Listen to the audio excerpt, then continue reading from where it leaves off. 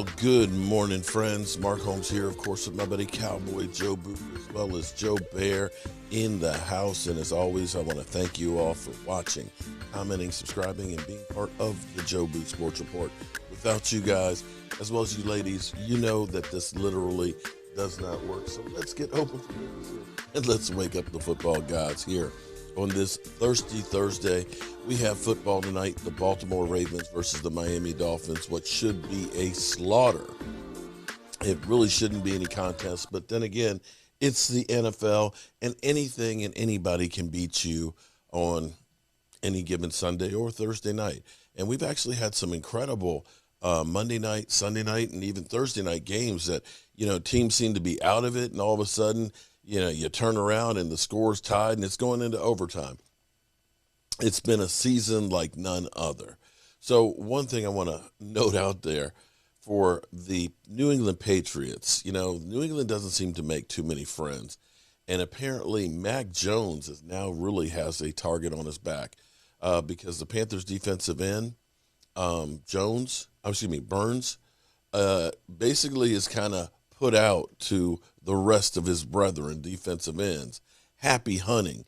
So it'll be interesting to see if people start going after Mac Jones because, the NFL, of course, we'll see if they actually find him for unnecessary roughness there, grabbing his ankle and twisting it and causing actually injury. But I'm sure that, CD will get another fine for waving or something like that. And shout out to Law Nation catching a picture of Justin Hubert. Was it Justin Hubert? Waving after the victory, waving at the opposition. I wonder if there'll be a fine for him like CD Lamb got. Probably not, because we know how that rolls. Well, for our Dallas Cowboys, we got to get back on track. The world has the sky falling for the Dallas Cowboys, that the Dallas Cowboys are just terrible and that they're not going to recover. And we have the Atlanta Falcons. Now, here's what's crazy. The Atlanta Falcons, if the season were to end today, the Atlanta Falcons would be a playoff team. It's crazy. They're 4-4. So the question you have to say is Atlanta a good team? Because clearly if they were in the NFC East, they'd be in second place by far. But let's kind of dig a little bit deeper into some of the numbers, at least for Atlanta. If we go through their schedule, they got blown out by Tampa Bay, but who doesn't?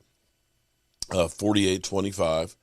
They did beat the New York stinking Giants 17-14. That's their first win. They lost to Washington 34-30. They beat the Jets 27-20. That's their second one. So we got Jets and Giants, so they own New York. They beat the Dolphins, of course, with the situation of Tua and, Deshaun Watson and all that is the Miami Dolphins. One of the biggest letdown story in the NFL being the Miami Dolphins. They beat them 30-28. And they beat the Panthers with a crippled Sam Darnold and no Christian McCaffrey, part of their 4-game losing streak, 19-13. So now I ask you, is that a playoff team? I don't think so. But their final win was against the New Orleans Saints, 27-25. And that one, my friends, is a quality win. But I will also say that they're on a 4-game win streak. So let's not take them lightly. You can look and say, well, the Jets, they're not a good team. Mike White's a good story for the one game. He'll be starting this weekend, but that's not great. Miami, well, they're a dumpster fire, and they ended up beating them by 2. The Panthers are terrible. The Saints, beating them at home, though, divisional rival without a quarterback. Still, it's not bad. So at 4-4, I believe they're 4-4. Is it 4-4 or 5-4? We got the Giants, the Jets, Falcon. No, that's 5. Excuse me, 5-4. but on a 4-game win streak. Still, not bad. But this is where the Cowboys offense should get back on track, because the Falcons have given up 28 or more points 4 times. They are the 5th worst rated defense in the NFL. So we're talking about them giving up 28 points or more to the Eagles, Washington, and the Dolphins. The Cowboys offense should be a get-right game. For the defense, they really got to worry about Kyle Pitts. And Matty Ice is tied with Justin Hubert for 146 completions under pressure. So, it's going to be an interesting game. The Cowboys should get this going away with the offense leading them and hopefully the defense getting back on track. The problem for the big Dallas Cowboys, of course, was I think we sleepwalked through the game. I think that we thought, it's Teddy Bridgewater, it's Denver, they're on a multiple game losing streak. We got this, and they started believing their hype. And the thing about football is once a team jumps on you and gets that momentum going, sometimes it's hard to turn it back around. And the Cowboys could not get any momentum changing games. I want to go back to Get Up from a few days ago. And basically they were talking about the Cowboys, and I want to dissect it a little bit. Watch that game yesterday. Was the greater concern Dak or the defense? It's the defense, because the defense hasn't proven to us that they can stop people consistently. They're averaging 6 yards per play. That's 28th in the NFL. Really? But what they're doing is turning the football over. But here's what happens when you don't do those things, when you can't stop people and when you don't turn the football over and your offense isn't bailing you out. This is how it can look for the Dallas Cowboys. The thing I felt good about after the Minnesota Vikings game was that they played stingy defense. They made blades of grass hard to gain. They didn't do that yesterday. They didn't do that in the run, and they gave up big plays in the pass. Javonte Williams goes for over 100 yards. Teddy Two Gloves looks like Teddy Too Good against the Dallas Cowboys. And when you have a day like that, it makes all the other deficiencies glaring for this team. And so defensively, they have to get better, because that was the reason I thought they could have an inside track to the NFC Championship, but playing like this, they cannot. Yeah, Dallas got smoked. When you look at it, there's no other way of saying it. All right, 200 rushing yards, or 190 or whatever. Okay, really? And you're this good a team? You gave up 200 yards rushing to Denver? I mean, my gosh, that's awful right there. But how about their offense?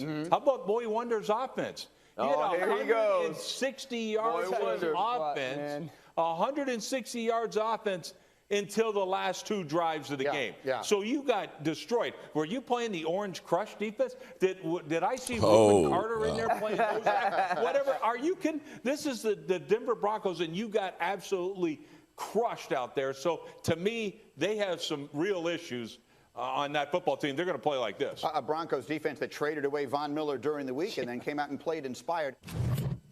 If I'm teams watching this Cowboys defense, RC, I agree with you about the takeaways. But you're going, hey, can we run the football against them? Yeah, let's put tight ends on the field. If they're not going to match us, you stay committed to it, and that's how you get beat up at the line of scrimmage. I feel like this is the question that a lot of football fans will have today. On a day where so many good teams looked bad, we're going to get through all of them, but I mean Buffalo and the Rams and so many teams we think are good look bad.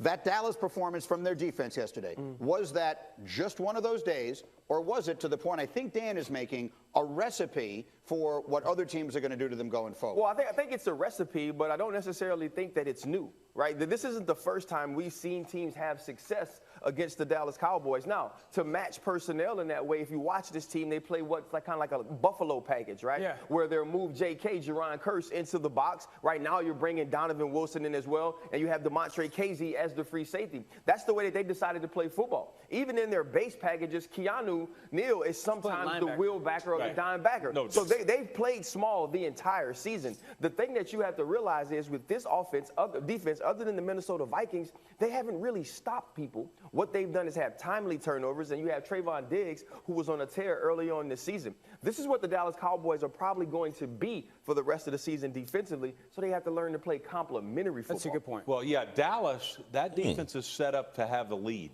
That's how they have. They're smaller. Randy Gregory's a smaller guy, a dominant pass rusher.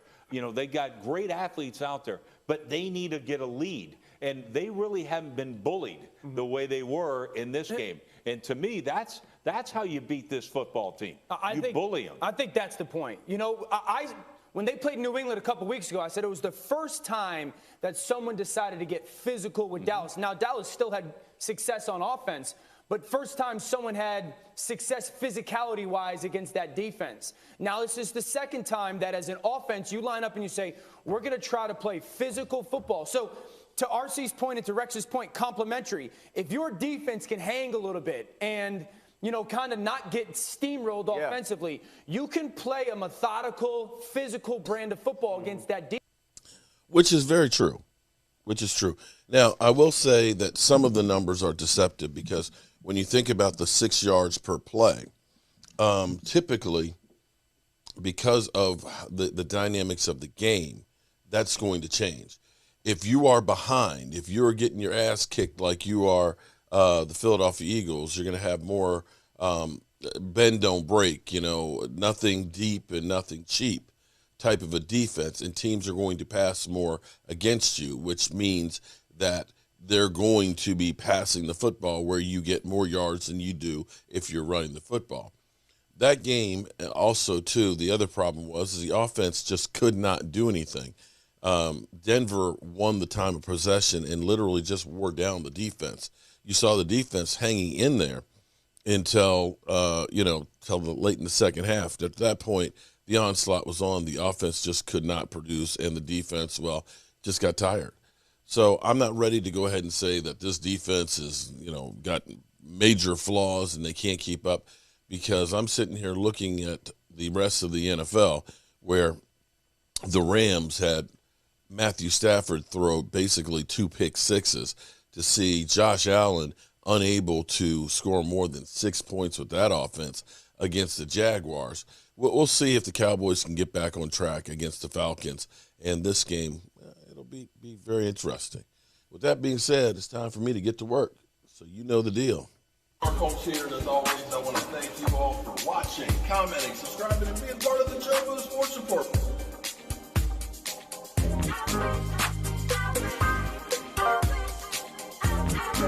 One hell of a job, and only thing else I get to